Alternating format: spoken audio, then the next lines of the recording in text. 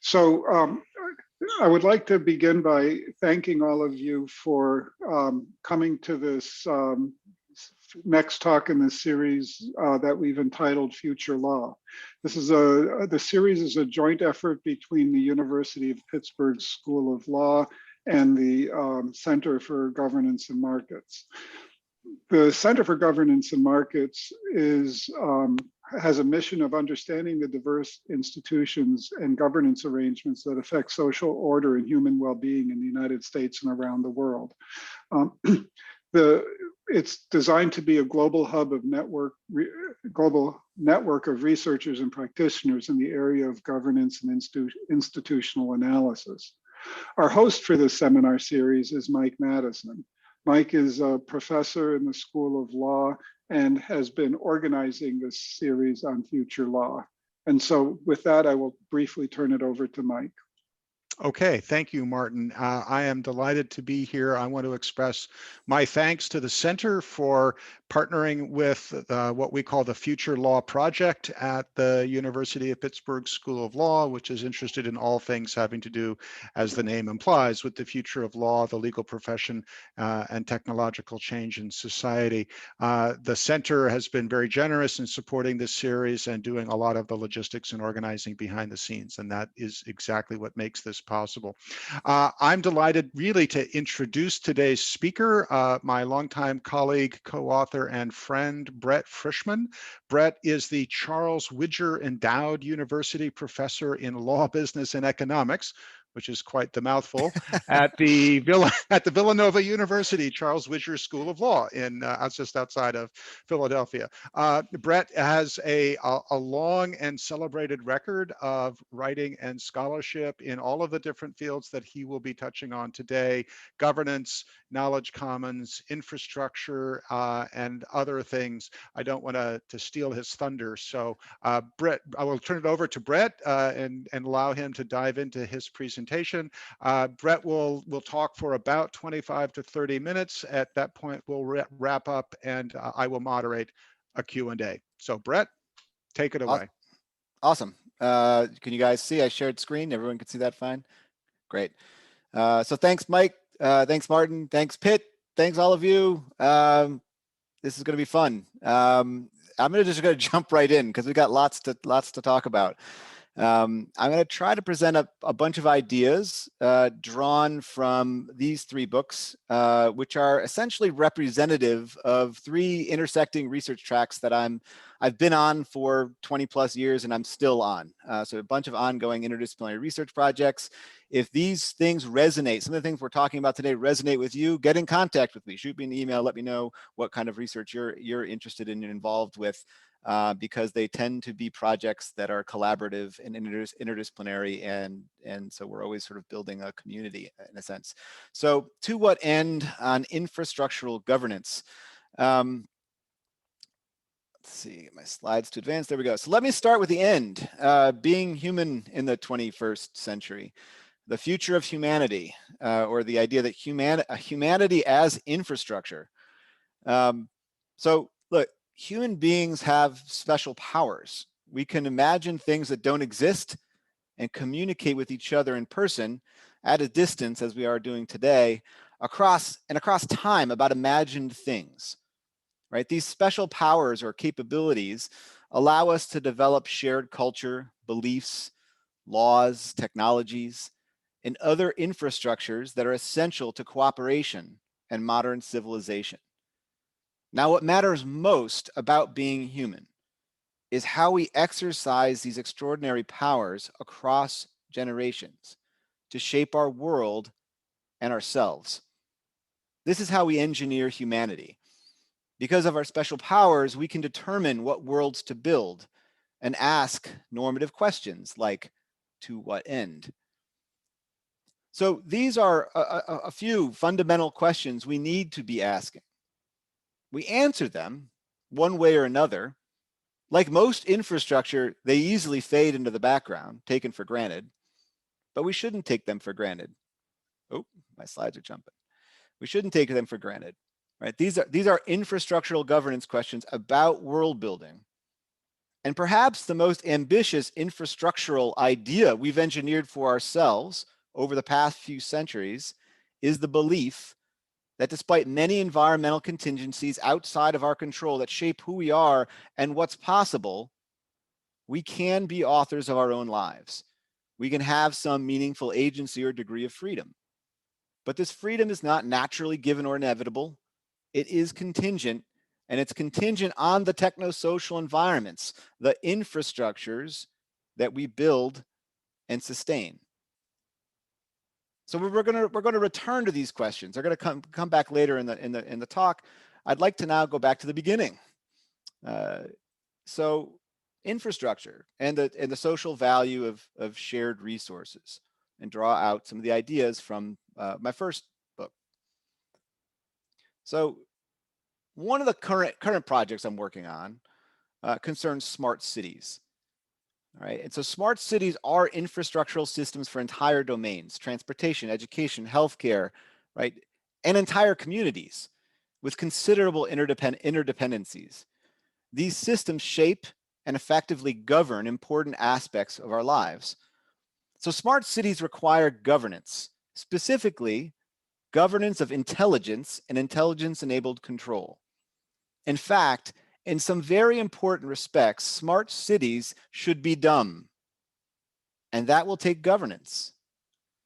One way to quickly see the point I'm making is by way of analogy to the internet and the decades-long and still ongoing and about to resurface this spring, I think, debate about net neutrality. So net neutrality regulation aims to govern certain uses of intelligence and thus intelligence-enabled control by infrastructure owners. Net neutrality is fundamentally about engineering a governance seam between layers. And cities, I would argue, will face very similar challenges from many different infrastructures and services. I'm going to dig into this a bit further in just a few minutes.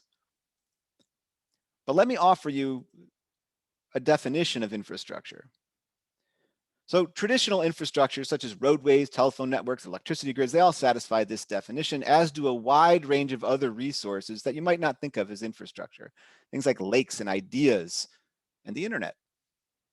This definition is built on with economic concepts, right? So the first criterion refers to non-rivalrous consumption, a characteristic of public goods. It basically means the marginal cost of allowing an additional person to access and use the resource are zero. So non-rivalry, why this is important, is non-rivalry opens the door to widespread access and productive use of a resource, which is captured in the second and third criteria. The idea that infrastructure are public good inputs that are general purpose in nature, right? They can be used by people productively to create a wide range of private, public, and social goods. The bottom line is infrastructure are shareable means to many ends. So here's one way I've illustrated the idea, right? So infrastructure enable people to be productive in many different ways, in many different systems, generating value captured in markets, and often social value that's not captured in markets, or what we might refer to as spillovers. Now, the funny thing is this leads to some pretty funky demand curves. So there's no need to get hung up on the graphs. They just illustrate some basic ideas. The blue curves are based on users' willingness to pay to use the infrastructure. And markets typically rely on the blue curves to allocate access to resources, to the infrastructural resource, but also to allocate resources to producing the infrastructure itself, right? So the other colored curves are based on social demand. And so they include spillovers or extra value that's realized by people other than the person using the infrastructure. So why does this matter? Well, on one hand, markets may fail to provide us with what we want because they rely on the blue curve. And on the other hand, we typically don't know the shape of the social demand curve. We don't know which one it is. Is it the green? Is it the red? Is it the purple? I don't know if my colors are the same on your screen as they are on mine, but you get the point, right? We typically don't know the shape of the social demand curve because we don't know who will generate what value or how in terms of the additional spillovers or social value from that which they produce when they're acting when using the infrastructure. And the thing is, the social demand curve is not only unknown, it's probably unknowable. So this is one way to see what can happen if we rely on markets, which again rely on those blue lines, right? We might get misallocation or misoptimization of infrastructure, right? Based on the potential for revenue generation, for example, in output markets. And so there can be market failures that are not fixed by competition. Because again, competitive markets will still rely on those blue lines, the blue private demand curve. But I don't want to just suggest that there's just market failures. There are also government failures with respect to infrastructure. There's a variety of them, but this is just to highlight a few. But one is that it's hard to rely on the usual tools to deal with the underproduction of those spillovers or those social goods, because it's hard for the government to award subsidies to users that generate public goods or spillovers. Because again, they don't know the social demand curve. We don't know what the shape is. We don't know which user or use types, categories of users, are going to generate the social value. So what do? One thing we do for many different infrastructures is to govern or manage the infrastructure as a commons, meaning that everyone has access on more or less equal terms. No discrimination or priority based on who you are or what you're doing. It's a governance scheme. What commons governance does for infrastructure is it leverages the shareable, cheap shareability, right, the non-rivalrous nature, in order to sustain the wide variety of productive uses downstream, essentially seeding the public with the capability to be productive. Now, the internet is a pretty decent example of this, right? I mean, so the internet as an idea, the internet as an infrastructure that supports a variety of user activities and a variety of different kinds of economic, cultural, political systems, generating all kinds of different outputs, some of which generate appropriable value in output markets, sure, many of which generate substantial spillovers. Now, the internet, as many of you know, evolved with an end-to-end design principle to preserve its robustness and its evolvability, to allow applications to be layered on top of it. End-to-end design is implemented at the logical infrastructure. I've given you this sort of 5-layer model. It's simple and useful for interdisciplinary audiences. Obviously, the networking models have more layers, are more complicated, but this should suffice. What the logical infrastructure and the end-to-end design implemented in the logical infrastructure do is provide a general technology and application independent interface with the physical networks of the physical infrastructure. It effectively sustains a commons on the infrastructure, such that the infrastructure owners could not discriminate or prioritize based on the identity of users or uses. In other words, based on who you are, what you're doing. Now, this kind of governance wasn't law, right? It's just private commitments to follow a standard. Now, there's substantial pressure, especially in the 2000s, with the emergence of and increased improvements in technologies that enable to make it easier to identify and discriminate, to defect, essentially, right? So you can think of deep packet inspection and other things that became more effective in enabling broadband internet access service providers to engage in different kinds of practices that may seem to deviate from that voluntary commitment. So you get this concern, right? The open internet, the infrastructure commons itself is under threat. Why? Well, isn't the answer always money, power, politics? One way to see it is, suppose you've got a legal or regulatory problem at this layer. Let's say the content layer, right? So you could pick whichever one you want. And you might say copyright infringement. What do? Well, we can regulate directly. We do that with law, right? We regulate directly. We also regulate indirectly, right? We have secondary liability in copyright law, but we also can indirectly regulate by focusing on just go down a layer. Like, one effective means for dealing with that regulatory problem is to look at the applications layer. Why? Well, the application layer affords more intelligence and more power. And heck, we can regulate more than just one problem. Besides copyright infringement, we can focus on other problems. And of course, you can go down another layer. The point is that as you go down the layers, you gain intelligence and power. Though I don't think anyone else frames it this way. I have for over a decade. I'm still trying to convince people this is how they should think about net neutrality, but I think of net neutrality as the regulation of intelligence-enabled control. Broadband internet access service providers may have specific fine-grained intelligence about who is doing what over their networks, online, and the net neutrality rules fundamentally prohibit them from using that intelligence to exercise control through specific means, such as blocking, throttling, or paid prioritization. Those are a certain form of control that's enabled by intelligence about who's doing what in terms of their identity of individuals and their activities. The net neutrality debate, I would argue, the reason I'm going through this in this fashion is I think the net neutrality debate is a precursor. And I better be right. I've been saying this for 15 or 20 years in my internet law classes, convincing why we're spending so much time on net neutrality. Well, I tell them it's a precursor to debates we will have about other infrastructures where intelligence-enabled control is feasible, becomes feasible, right? So think about the smart grid or smart transportation or smart cities. All of the issues we've been concerned about with net neutrality, going back and forth on both sides of a rigorous debate, will resurface for each of those other infrastructures. We will have recurring governance questions. And it turns out that governance will not always take the same form as net neutrality rules. Heck, prior to the net neutrality rules that are being fought about, again, it was a standard. And the key thing that we've learned, especially in my work with Mike and our collaborators in the governing knowledge commons stuff, is that governance varies considerably by context. So this has been the core theme of our empirical work on governing knowledge commons, which is a research project recently funded by a major NSF research coordination grant through expanding the scope of our field to explore governance across different contexts.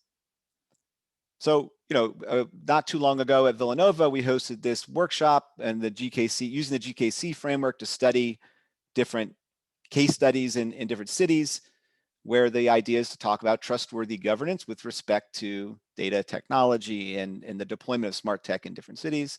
The idea of this figure that you see on the screen, this is our GKC framework is like an adapted from the institutional analysis and development framework that of Eleanor Ostrom, and we've adapted it for knowledge, data, intellectual resources of all kinds. And the idea behind it is you study an action arena. So I'm doing a case study, for example, on in Philadelphia, focusing on smart tech deployment in Philly. And one of the action arenas we're looking at is the use of smart tech in the action arena of vacant land management.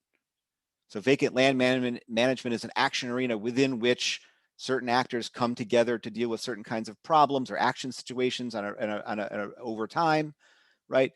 And it's an area where these resources and community members come into play, and where the rules and use and the governance issues that's what we're studying and we want to learn about. We're just in the process, early stages of that research project.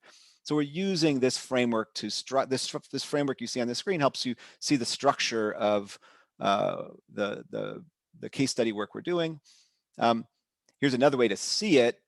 This is way too much text to put on a screen. I apologize. Don't try to read it. You don't need to. You can see, look at the structure of it, basically. The key point is that researchers interested in governance can use the framework and these representative research questions to systematize their case studies and research. In addition, cities and communities considering whether and how to proceed with plans for smart cities or smart tech deployment, I would argue they need to engage with these types of questions ex ante before they get rolling, both for governance of data pools and in their use in actuating and automating infrastructural systems. My re-engineering humanity work adds a further set of considerations for smart tech deployment. So for supposedly smart system, now let me just start with this. Whenever you see the word smart in a tech discussion, please insert supposedly in front of it, and then start to ask a whole series of questions, right? Who gains what intelligence exactly, and how, with respect to what and whom? Whether it's your smart toothbrush or your smartphone, are you smarter, or is someone else smarter about you? Who's gaining intelligence, for what purpose, who's gaining what power, how? There are a whole series of questions we ought to, as individuals, collectively, and groups, ought to be asking. Certainly in the context of smart systems deployed in cities, there are a series of questions we need to be asking about the systems themselves. Some of them have to do with what I just said, like, what's the purpose? What's the fitness between the actual intelligence, the data, and the actionable intelligence that's generated from the data, and the purpose for which it's allegedly being deployed? What's the risk of surveillance creep, boilerplate creep, function creep, etc.? And there's the whole, I won't go into this now, this expands a bit, the idea of examining the technologies and the affordances they offer on both the demand and the supply sides. This is kind of what I was getting at. Are you smarter, or is someone else smarter about you when you use your smartphone? That smartphone affords both you to extend your mind, but it also affords others to intrude into your mind.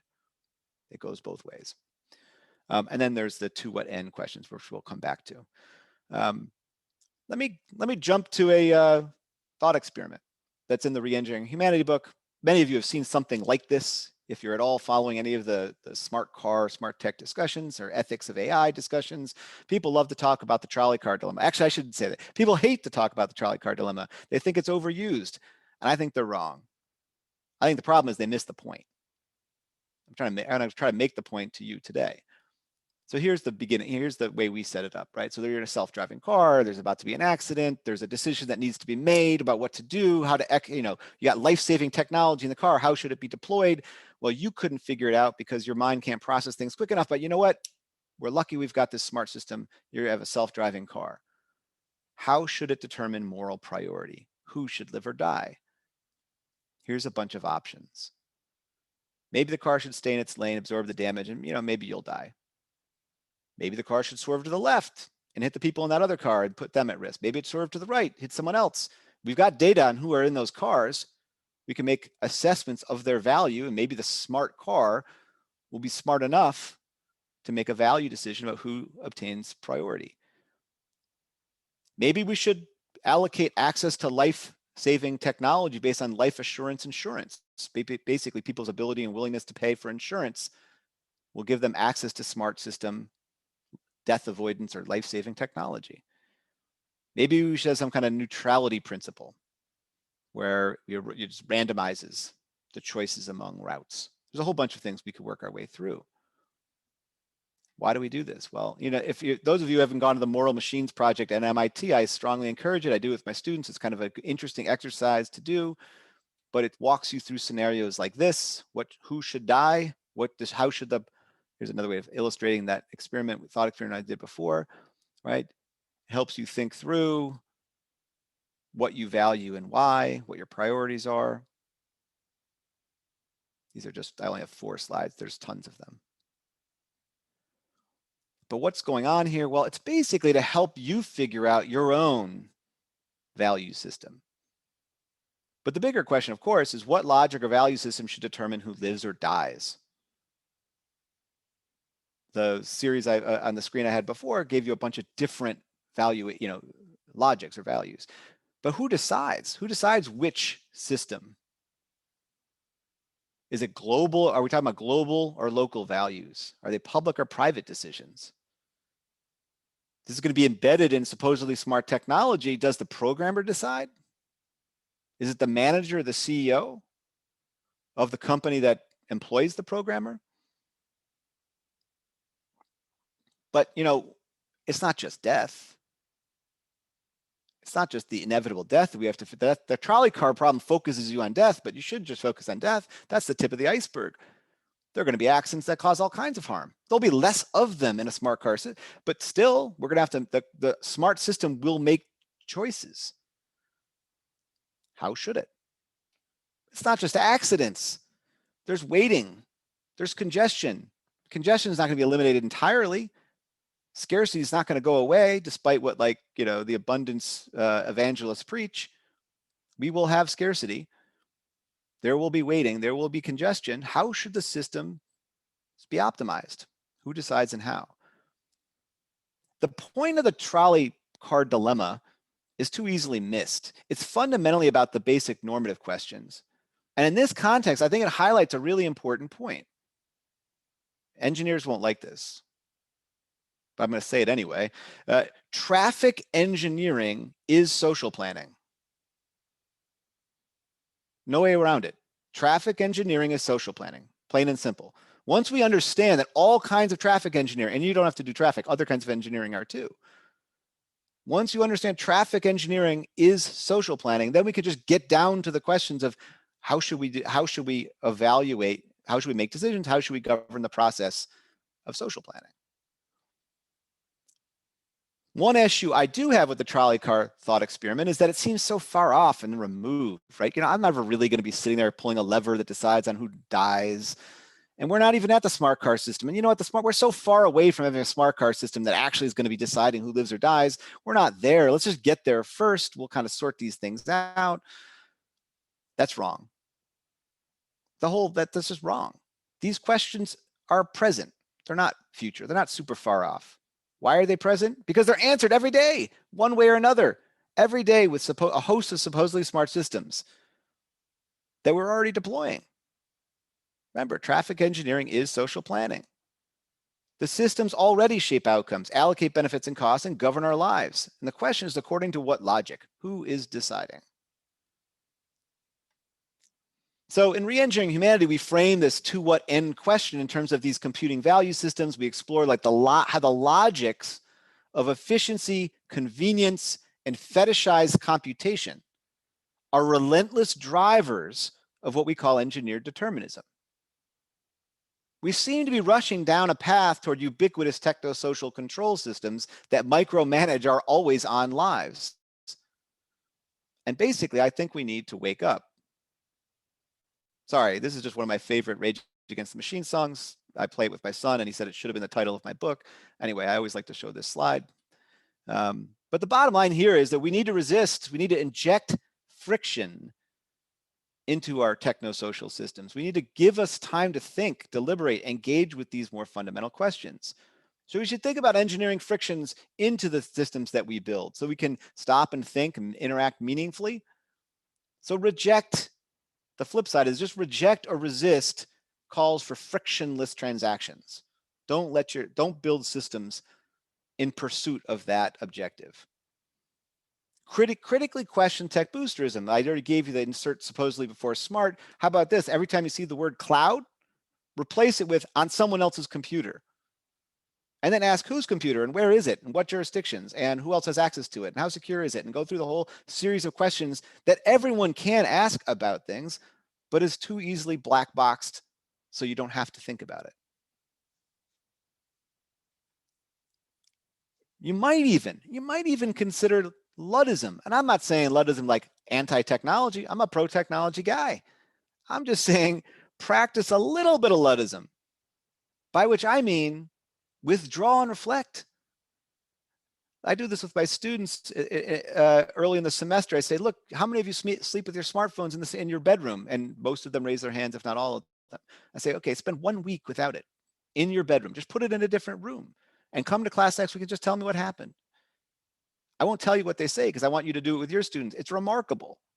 Just the reflection on the patterning that occurs that no one pays attention to until you're forced to pay attention. And then all of a sudden awareness and reflection settle in. So I think we need to be fighting for our freedom to be off. Again, it doesn't mean reject technology. It means be more reflective about the technology that we use. How do we approach these questions that I threw up in the very beginning, right? These are so abstract. They're hard to engage with intuitively or quickly. They seem beyond our reach in the sense that the word we presumes a whole lot, right? I mean, not only is there, jumping too quick. Not only does the word we presume that there's a community or group acting in concert, which group, is that actually happening? But also that there's power, that we can have an impact, that our answers to these questions actually matter. I try to talk about this with my students. It's the first thing they say is like, why are we talking about this? It's not like whatever we say in response has any impact on the world or what we do. Asking these questions triggers so many others. Perhaps that's the whole point. Some of them are political, some of them are economic. I think that's what we ought to be doing. We at least have to have the conversations. Maybe at least it pushes us to do more research about governance situated. And I'll skip past a few of these things. I see my time. Whoa, am I over? Yeah, I gotta move. Mike, you're supposed to flag me when I'm close to my time limit. Is that or were you flagging and I just didn't see it? Not flagging, but we're close. All right. Well, maybe one more. So look, these issues I'm raising I think are only growing in importance as supposedly smart tech proliferates and reconfigures the environments within which we live, develop, and relate to each other. Intelligence-enabled control takes many forms. The net neutrality example highlights prioritization and price discrimination as the mechanisms of control. Net neutrality preserves an important degree of freedom for users. Similar mechanisms and concerns are likely to arise in other infrastructures. But there are other, intelligence-enabled control mechanisms that present existential risks to our humanity as we outsource thinking, relating, and other basic human capabilities. And so we need to think about the governance questions that raises. And there, I'll end. Thanks, Mike, Pitt, all of you. Let's chat. Okay. I'll stop sharing, and then we'll. Yeah, fine. Okay, everybody. Thanks so much, Brett. That was really stimulating. I will keep a queue. The easiest thing for people to do is to express interest in the chat, but we'll start with Martin, who I can see chomping at the bit with a question. Right. Go ahead, Martin. So, Brett, thank you very much. This was great. I really enjoyed your perspectives. I've been thinking a bit about governance in smart cities, so it gives me a lot to think about. In fact, I have to give a talk in that subject in a few weeks, so I'm especially motivated. So when you were toward the end talking about this question tech boosterism, those might not have been your exact words. Two things come to mind. One is certainly question it, but I've become, over my career, I've been impressed by Yandel's bootleggers and Baptists argument. If you're not familiar with it, I put a short link to it in the chat. There's they've written, Yandel and his grandson have written a book on this subject that you can download from Amazon as well, which kind of gets into more details. But it basically will argue that, behind every sort of utopian style argument is some self-interest that's demanding to be served.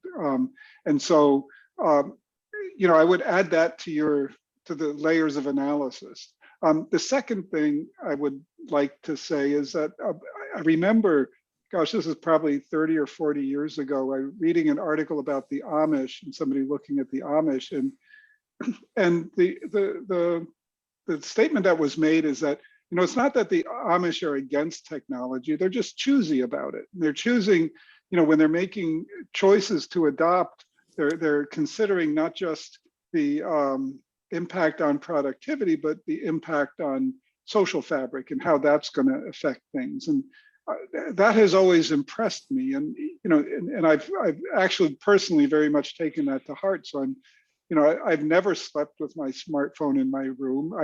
I can't imagine doing it. I think that would be creepy, to be honest with you, But I mean, this goes to other sorts of things. You make choices, and you're actually in control. You have agency in these kinds of things, and people forget that they do. Anyway, those are really just my reactions and comments. Oh, thanks. That's great. I'll look up the book, which I wasn't familiar with, but I think you're right. There's got to be that's the idea that there's a self-interest behind every boost is not surprising, but I think you're right. It's worth identifying it and recognizing it. It's a great point. And I completely agree with the idea about being choosy about technology. That's a great way to frame it, I think.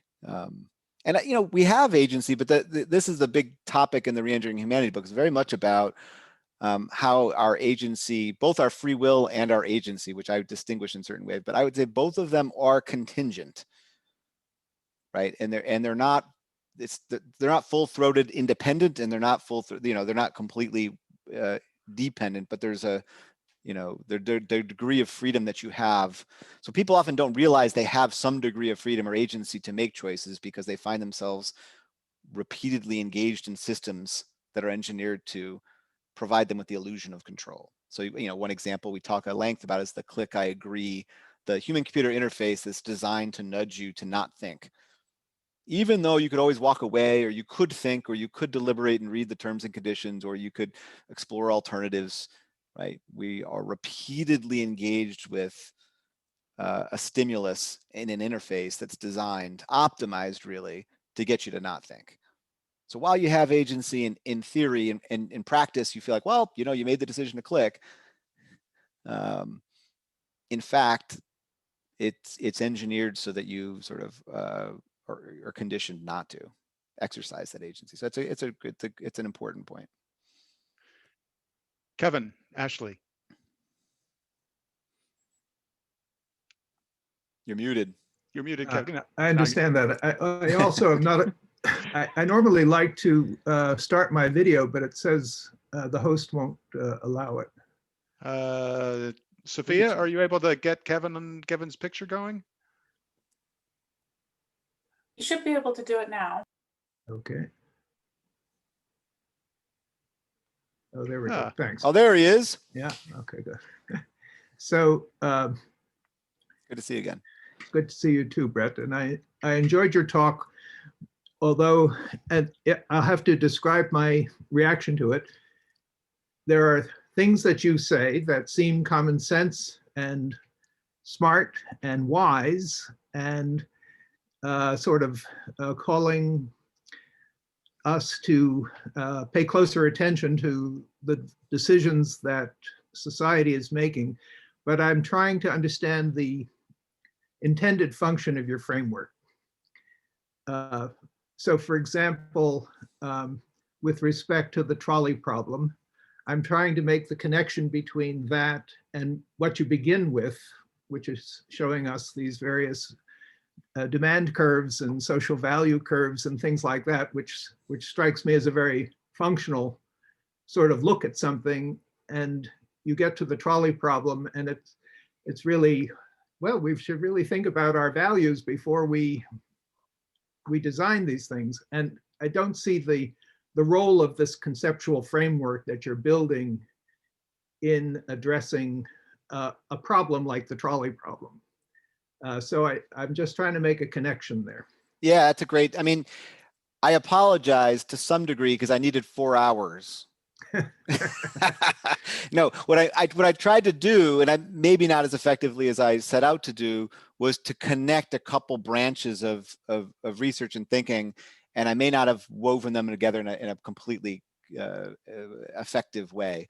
The way I would say it, there are a couple of things. So the demand curve stuff is to recognize is that the reason for that is that infrastructures tend to generate, but one is they enable public capabilities, right? They're a kind of technology that provide broad public capabilities that enable us to flourish in different ways, give us the opportunity to make choices, right? And in doing so, we often generate spillover. So from a welfare economic sort of way of looking at things, which is really in the early work where I was mainly coming from, was to make the case that even within a welfarist sort of standpoint, there's a case to be made for governing certain infrastructural resources as a commons, having them be non-discriminatory access, not having infrastructure owners prioritize what people are capable of doing, right? As my thinking has evolved, and over time, I've sort of married some of that work with the idea that as a person who's moved more into the human flourishing camp, less into as a welfarist and more focusing on capabilities for human flourishing, I think there's the two ways of thinking about what we're trying to accomplish actually connect in terms of infrastructure and governance. So commons governance of infrastructural resources and infrastructural systems can both encourage social welfare enhancement along the lines of those early stuff, as well as enable people to make choices for themselves. The trolley car, so it's like the relationship between your value system and the governance questions for infrastructure. The trolley car problem, you're right, maybe I didn't make the connection very well, was to sort of highlight that the inevitability of these value choices being made in the infrastructures and technologies that we're building. Right, so like one way or another, when we're engaged in traffic engineering or any other kind of engineering, we're engaged in social planning. And yet we often don't question what the value system is that we're relying on in making those choices, making those governance decisions. We take them for granted, right? And so that's kind of where I was going. So I was using the trolley car dilemma to highlight that's the value of this trolley car dilemma, or the thought experiment, is to get people to see that we need to make those decisions about those social planning decisions based on some conception of what our values are. So could I jump in, Brett, just to make that what you just said sort of concrete in terms of a very Pittsburgh example, and then there's a question or two in the queue.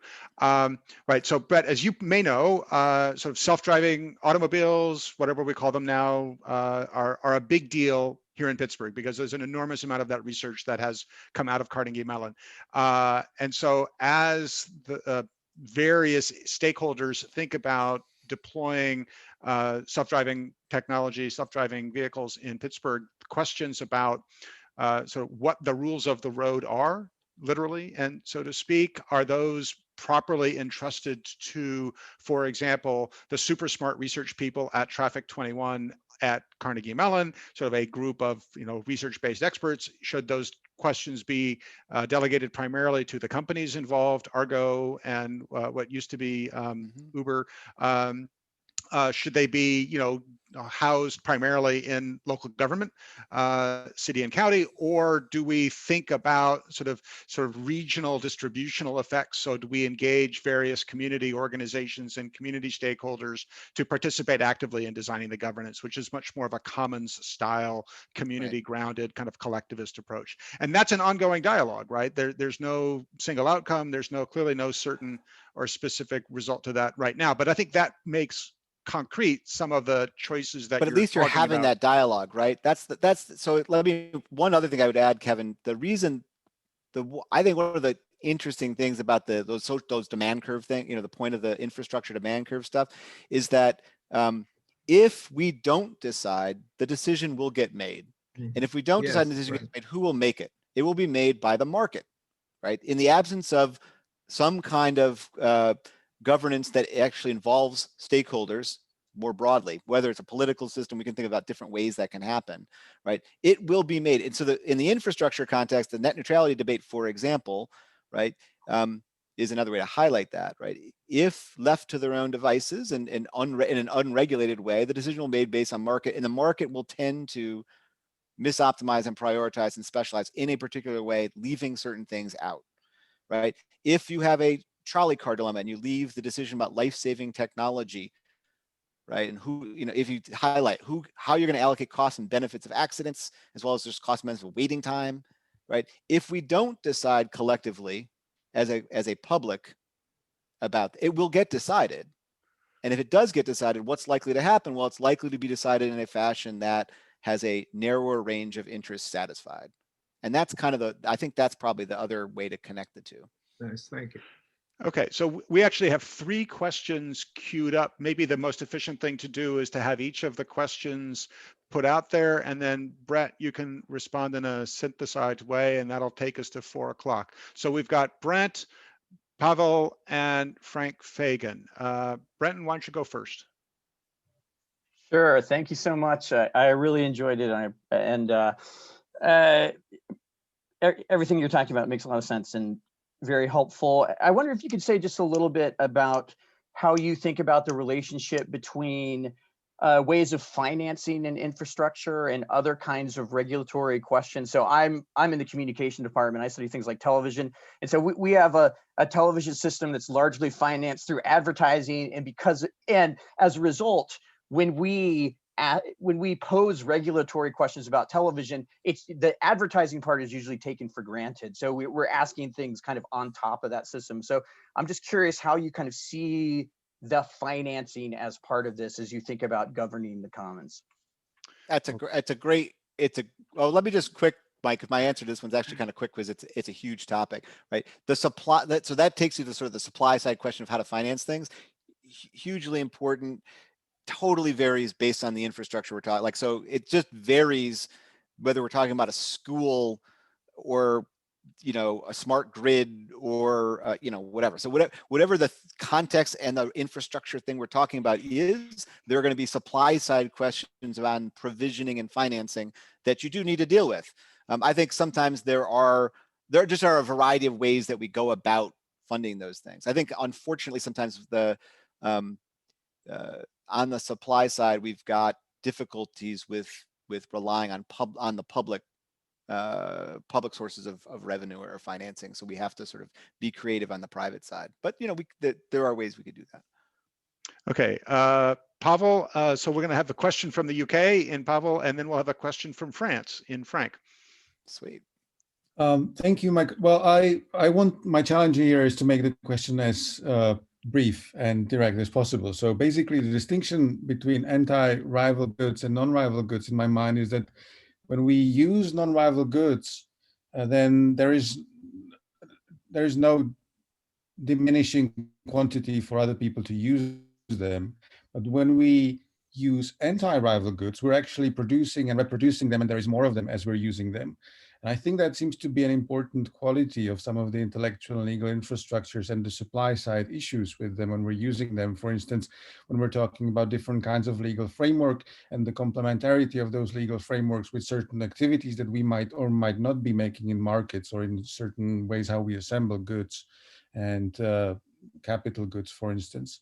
So I was wondering if that makes any difference in a way that you think about intellectual legal infrastructures, Brett, and whether the anti-rival nature would change the story that you're telling in terms of the supply side of provisioning them, you could say even polycentrically or on a community basis. That's my question. This is easy to answer quickly too, Mike. And I think Pavel knows the answer because we know each other. I know his work.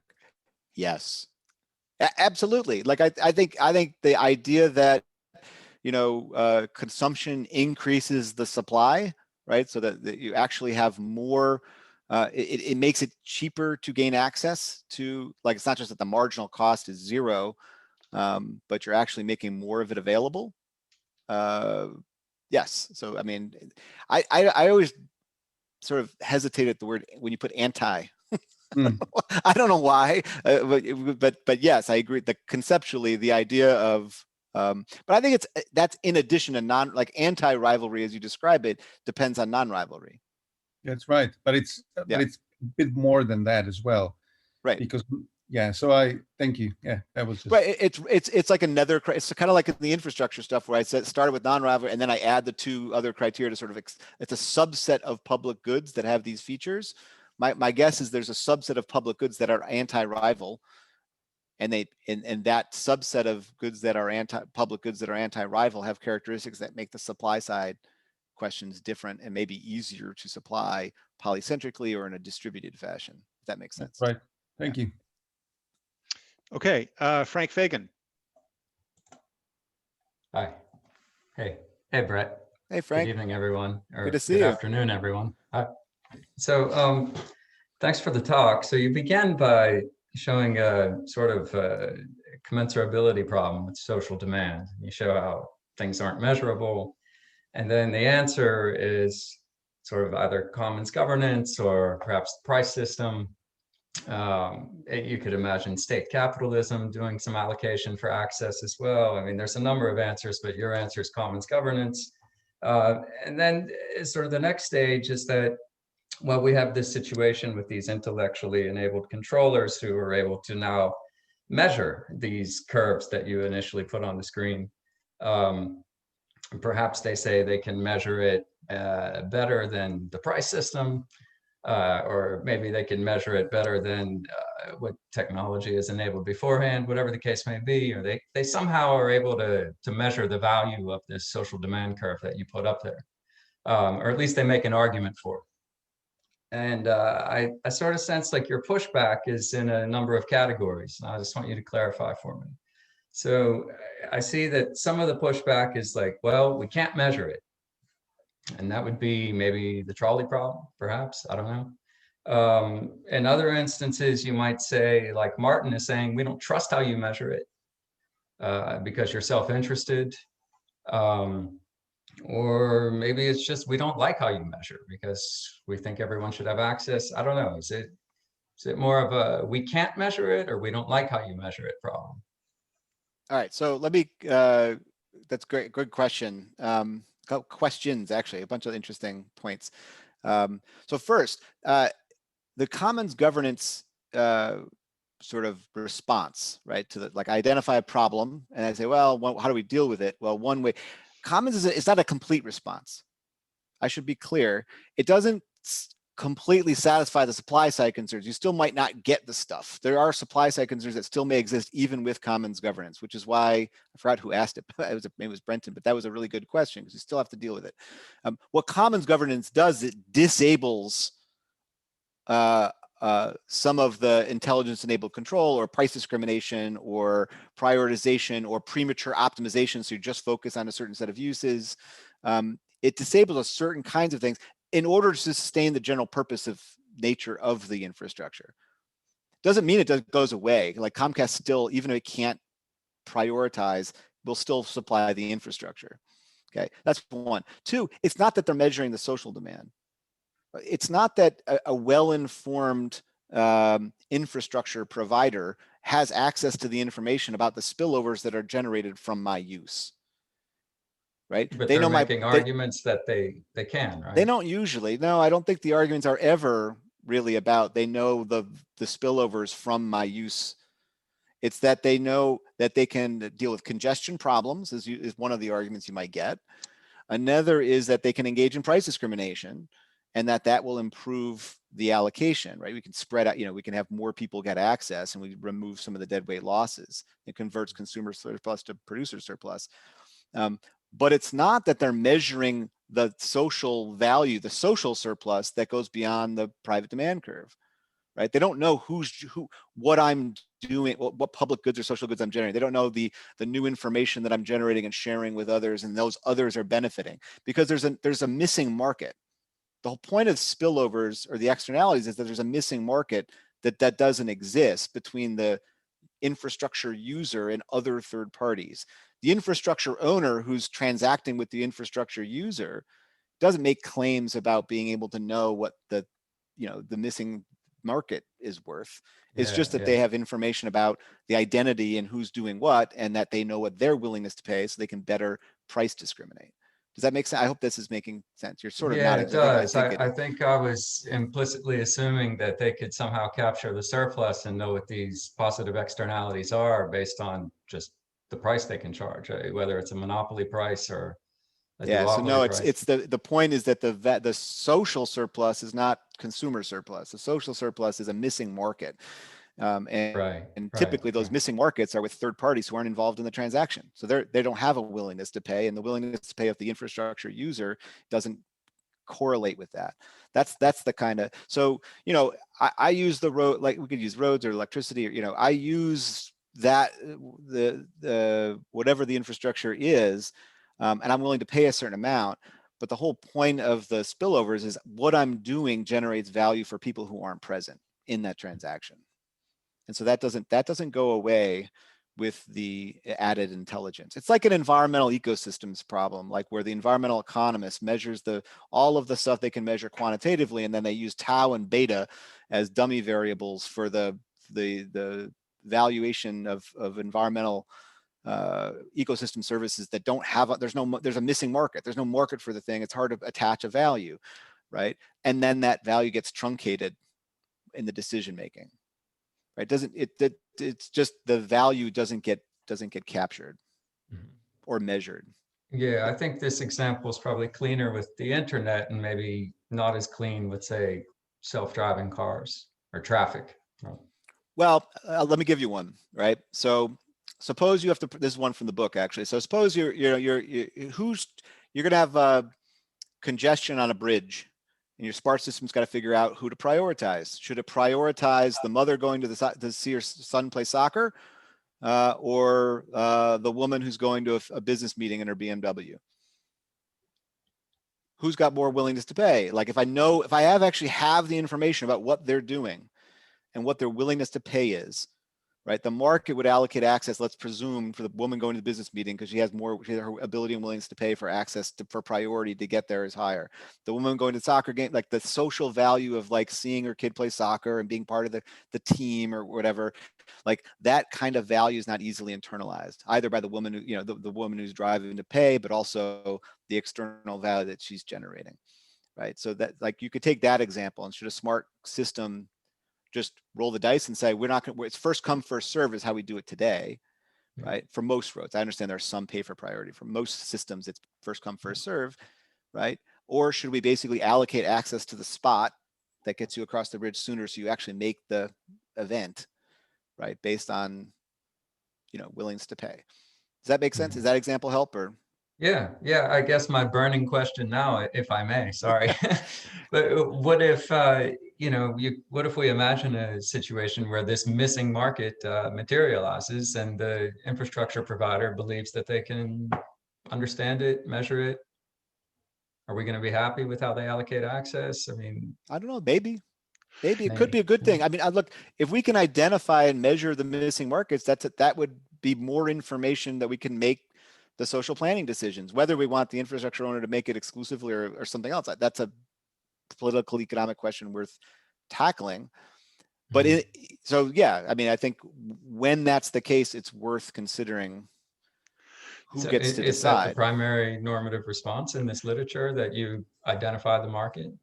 The problem, the economic problem is to identify the missing market? Or?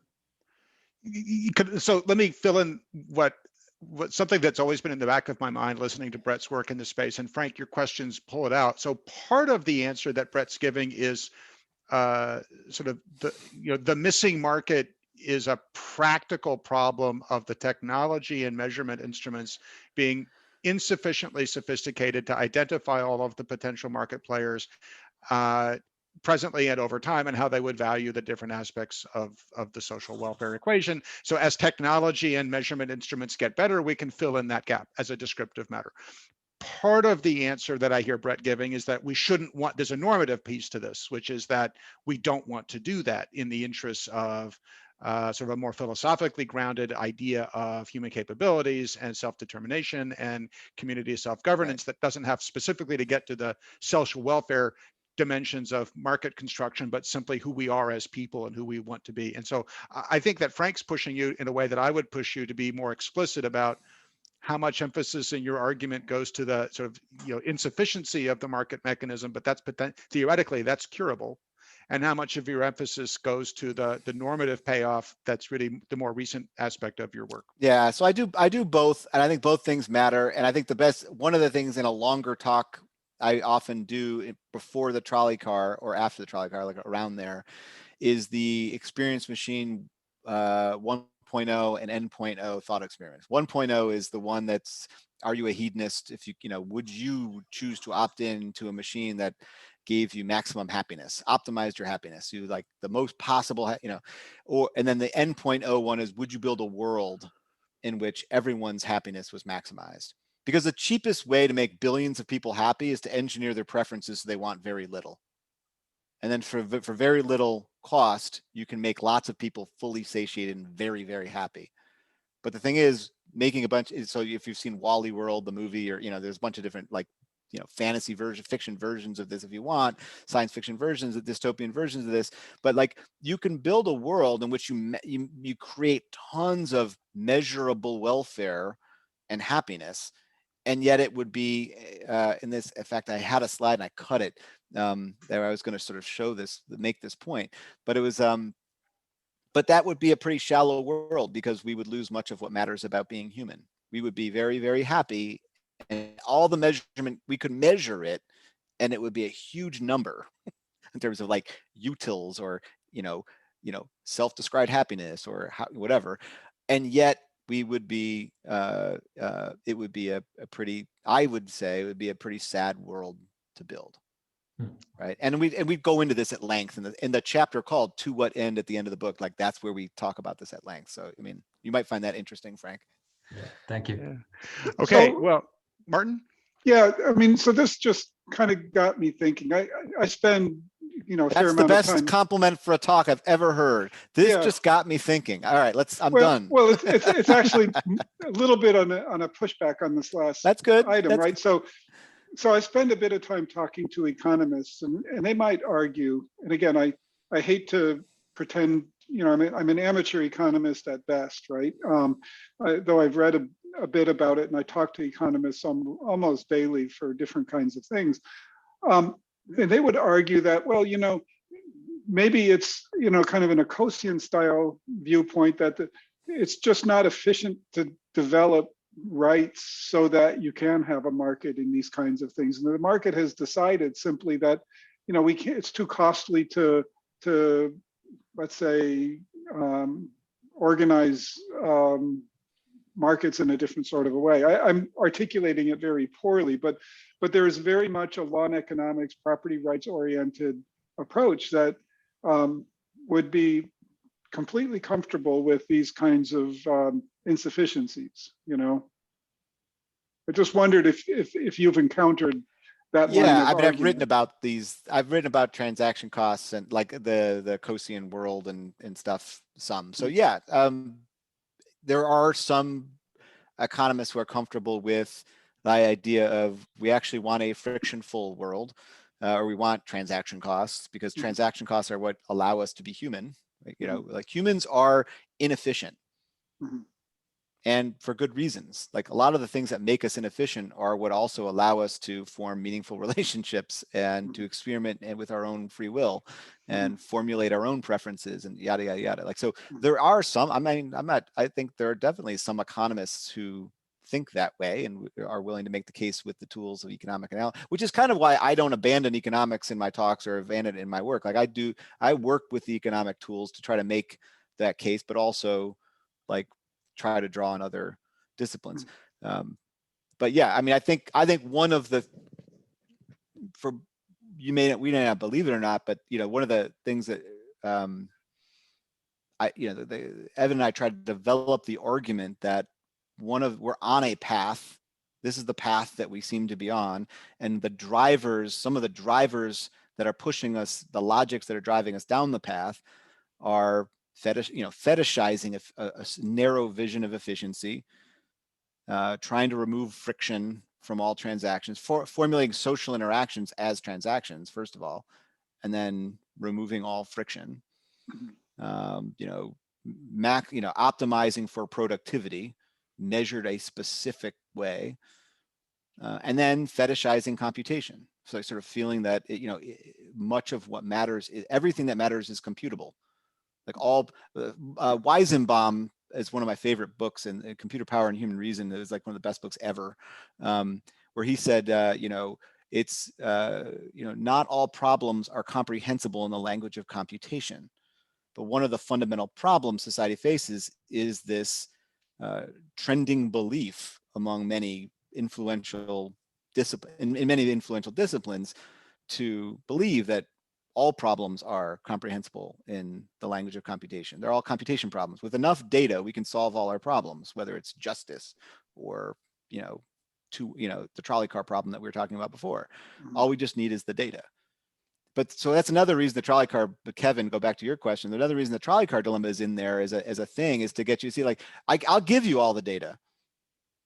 I'll give you all the data, and you tell me how our smart system should decide among those 7 options. The data doesn't tell you how to answer that question. It's not computable. It's a question that fundamentally is something we have to decide collectively as a group or as a society. Okay, well, it's a little past 4 o'clock, so I want to respect everybody's time, including Brett's. So let me kind of call a formal halt to the proceedings. and thank Brett for his time and presentation, and thank all of you for coming. The recording, which will pause now, will go up on YouTube, and there will be plenty of opportunities for